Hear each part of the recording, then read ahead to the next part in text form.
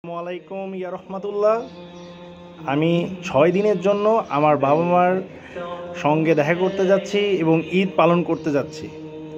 এমতো অবস্থায় আমার গাছগুলোর কি হবে, কে পানি দিবে? আপনারা চাইলে এভাবে ব্যবস্থা করে রেখে যেতে পারেন, বাকিটা উপর আল্লাহ দেখবে ইনশাআল্লাহ।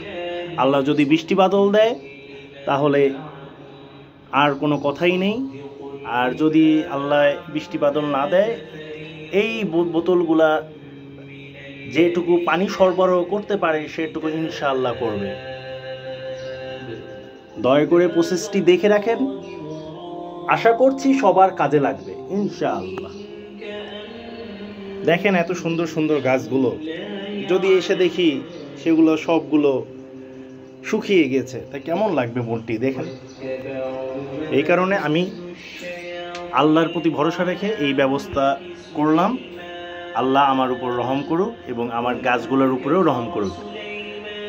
ঈদ যাত্রা শুভ হোক, সবাই আমার জন্য দোয়া করবেন ইনশাআল্লাহ।